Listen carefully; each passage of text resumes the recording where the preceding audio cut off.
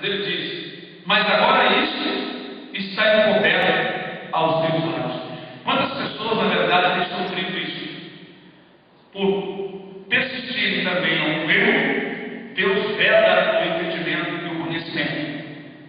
A Bíblia diz que o seu segredo é para aqueles que o amam e para aqueles que o temem, diz no livro de Provérbios.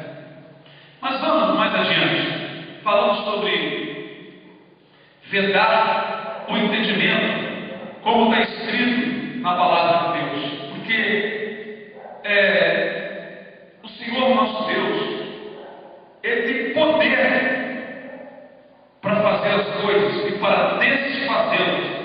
E nós, muitas vezes, questionamos esse poder do Senhor. Aqui em Romanos 8, versículo 18, diz assim: logo, pois, compadece de quem quer e endurece a quem quer. Na verdade, nós conhecemos a história de Faraó, de Moisés. O Senhor disse a Moisés: vai para Faraó, deixe meu povo ir.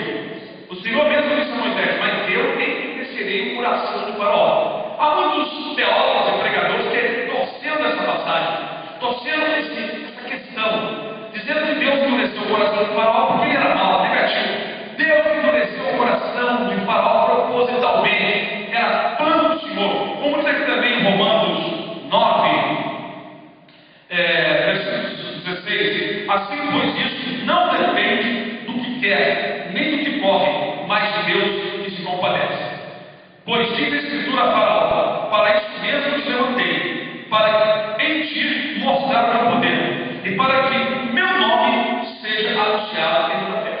Deus tinha um propósito. Deus precisava, na verdade, do endurecimento do coração do Faraó. Precisava de um homem duro, porque se Faraó logo deixasse o povo partir, Deus não iria manifestar os seus sinais ao seu povo que estavam ali no Egito. Foi necessário então que o Senhor Deus manifestar poderosamente os seus sinais, porque o povo de Israel tinha 430 anos ali no Egito. Foram praticamente gerados ali. Veio poucas almas a habitar ali, como Jacó, 70 almas. Mas verdadeiramente eles estavam sem uma experiência com Deus. Ora, foi da vontade do Senhor. As almas são do Senhor, Ele faz as almas que Ele quer. Se Ele quisesse, Ele salvaria o mundo todo no piscar de olhos. Mas Ele criou uns para a perdição, criou uns para a salvação. Essa é a verdade da palavra de Deus. Então a Bíblia diz aqui que não depende do que quer, não depende daquilo que você está querendo, ou daquele que está do lado de fora, nem depende daquele que corre, daquele que está no caminho, mas o Senhor se compadece e usa misericórdia. Então, Ele disse: eu endurecerei o coração de Faraó. Não dependeu da dureza, não dependeu da maldade de Faraó, não. Faraó já era ímpio. Deus endureceu o coração do ímpio, escolheu um ímpio para manifestar os seus sinais. Assim Deus endureceu o coração de Faraó. Faraó não deixava o povo ir, então Deus mandava uma praga. Aí Faraó se arrependia, dizia que iria deixar o povo partir, mas Deus novamente endureceu o coração dele, e ele voltava atrás, dizia que não deixaria o povo partir. E assim Deus manifestou ali seus 10 sinais. Ora, em referência aos judeus, foi o próprio Deus que endureceu o coração dos judeus na época do Senhor Jesus. Isso proporcionou muitas bênçãos para os gentios. Mas vamos falar do ponto mais interessante dessa história. Nós sabemos que hoje os judeus estão aguardando o Messias, estão esperando a vinda de um Salvador, mas na verdade eles rejeitaram o Salvador Jesus Cristo, porque eles esperavam um rei, um Salvador que fosse um rei natural como Davi, que dominasse na terra e sujeitasse as outras nações. Mas a verdade da Bíblia já dizia que o reino do Senhor não seria aqui na terra. Ora, se os judeus não fossem endurecidos por Deus, certamente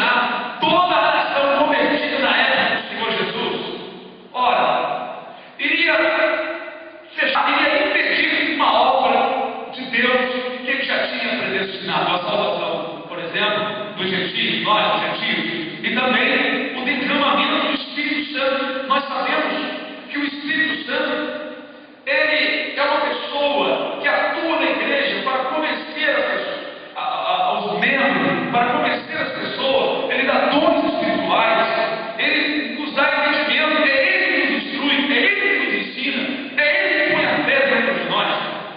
Na verdade, o Espírito Santo é a grande bondade de Deus, é a graça de Deus sendo derramada sobre nós, porque o Espírito Santo, ele atua poderosamente no seio da igreja. É ele que nos ajuda a resistir o pecado, a resistir a maldade, a imundícia do mundo. Bom, então era necessário que o Espírito Santo viesse, pois nos profetas, o profeta Isaías, Jeremias, todos os profetas, até o livro do Provérbios, capítulo 11, fala sobre a vinda do Espírito Santo, que ele seria derramado sobre o povo, a fim de que o povo entendesse as coisas de Deus, a fim de que a terra desértica desse fruto e viesse a florescer e se tornasse em mananciais de água, diz o profeta Isaías. Então é necessário que o Espírito Santo viesse. Bom, para que o Espírito Santo pudesse vir, ele teria que sair de alguém, esse alguém deve ser Jesus. E para vir de Jesus teria que ser imolado, teria que ser morto. E para Jesus ser morto, os judeus teriam que ser então endurecidos em parte. Jesus tinha que ser crucificado, pois a morte